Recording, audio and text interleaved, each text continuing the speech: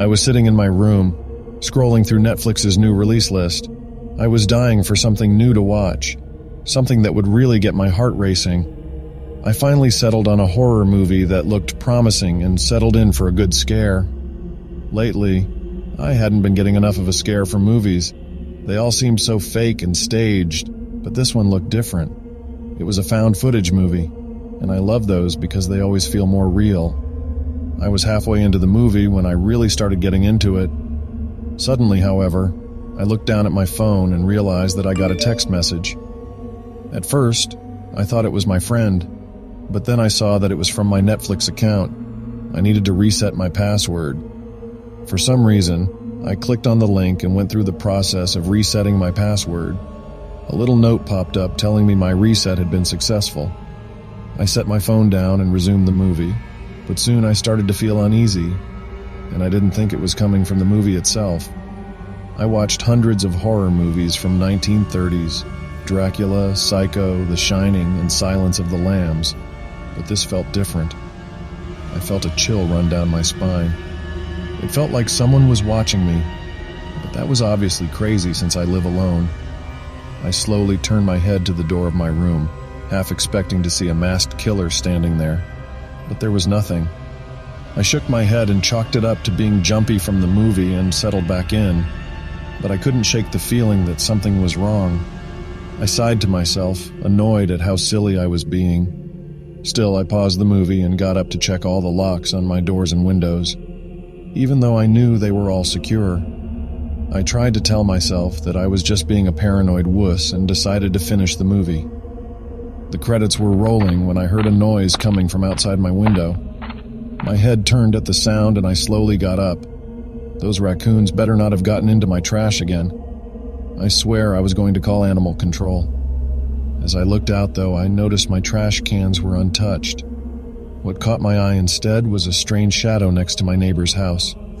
I looked at it for a few minutes, trying to figure out what it was. Then I saw it move. It was too big to be a raccoon. I could see the glint of moonlight off of something in its hand, and my heart started pounding in my chest. I was frozen in place, not knowing what to do. Then it turned and looked directly at me, and I could see the outline of its body. It looked like the outline of a human, but he must have been wearing a mask. I couldn't see his eyes, but I could feel them staring at me through the darkness. I'm just dreaming. I went to bed, and I must be experiencing some weird lucid dream right now. My head seemed to believe I was in some lucid dream, but my body didn't think so. I stood there frozen, staring at what seemed to be the man, half hidden in the shadows. The man, or whatever it was, started walking towards my house, and I could see him getting closer and closer. My heart started pounding in my chest, and I could feel the blood rushing through my veins. I kept telling my body to move, to go back to bed, and I'd wake up from this weird dream. The figure was now at my window, and suddenly I could see their face. Clearly, he wasn't wearing a mask. His face was disfigured, barely recognizable as a human. His eyes were slightly lopsided, and a large chunk of his face looked like it was missing. He was grinning at me, a sick, twisted grin that sent chills down my spine. He raised his hand, and I could see that he was holding some sort of curved knife. It was a sickle, something that would be unmistakable to any horror addict. I rushed backward, tripping over the edge of my bed and landing with a thud on the floor. The man at the window just kept grinning at me, his sickle raised in the air. In a sudden panic, I scrambled to my feet and ran to the door, my room throwing it open and sprinting into the kitchen. Dream or not, I needed to have some sort of weapon. I always hated when people in movies would just run around aimlessly. I yanked open the drawer and grabbed a small but still useful kitchen knife.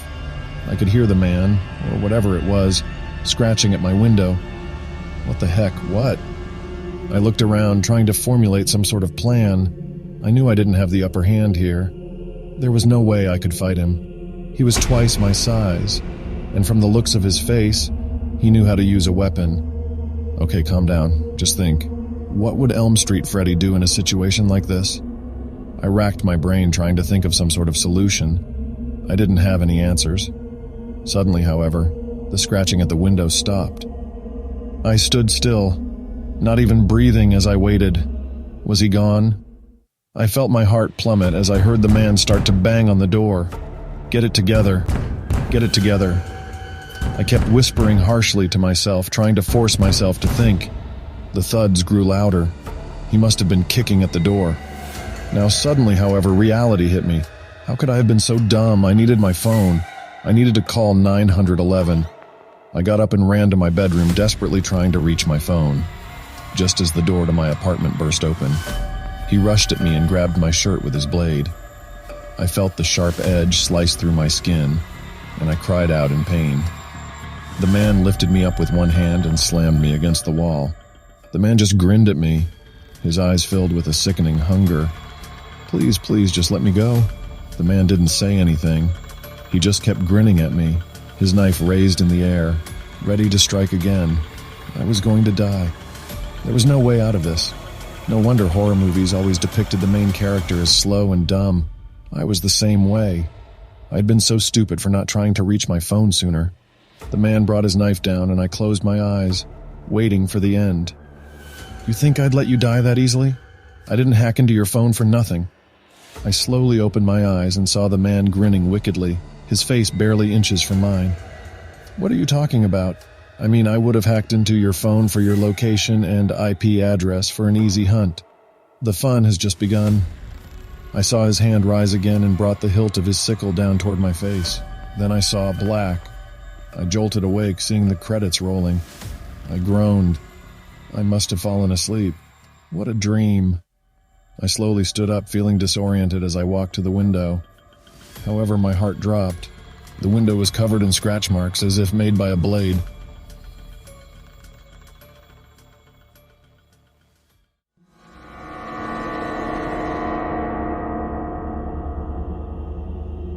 Some say the dating scene is dead.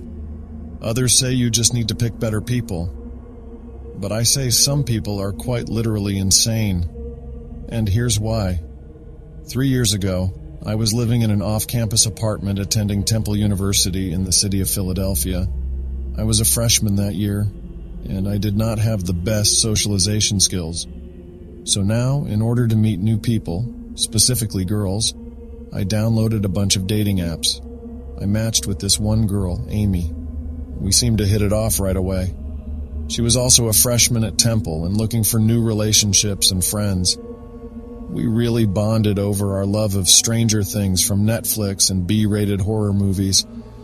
I told her my roommate was going to be gone for the weekend and that she should come over so that we can Netflix and chill. Risky, I know, but it flowed well with our conversation. She sent laughing emojis, but agreed to come over and hang out with me. Amy got to my apartment at 9 p.m. on a Friday. She was even better looking in person than in her photos. She had brought a bottle of 1800 tequila and some chasers. Definitely my kind of girl. We took a few shots and turned on Netflix. We picked some corny love movie and started to watch it. But if I'm being honest, we did not see much of the movie. The night was going great. Amy seemed really into me, and we eventually put on a Netflix show that we could actually fully watch without any interruptions. Around midnight was when we both started to become very tired and eventually fell asleep on my couch in the living room. Now, here's where things get weird. Around 3 in the morning, I woke up and I was very dehydrated from the 1800 and needed water. It was super dark in my living room, so I took out my cell phone for light to make sure I did not trip on anything. And I clicked my flash and saw the most bizarre scene before me. Sitting upright on the couch, wide awake and just staring at me in the pitch black, was Amy. Like her eyes were super wide and unblinking, and she had this huge smile. How long she had been staring at me like that in the dark, I have no clue. I gathered myself and asked her if she was okay. It's late. Amy nodded her head and asked me something that still haunts me to this day. She asked, "How many children will we have together?" I tried to laugh this off, but major alarm bells were going off in my head. She then asked if we could watch another movie. I told her no, it's 3 in the morning and I'm too tired. Amy got up from the couch, grabbed her car keys off the living room table, walked to my front door and said she's leaving. She slammed the front door and left. I honestly was too drunk and too tired to even process this and just went back to sleep. The next morning, I got a text from Amy. It said that I was too needy for her and that I'm just not her type of guy. This was hands down one of the most bizarre situations that I've ever experienced.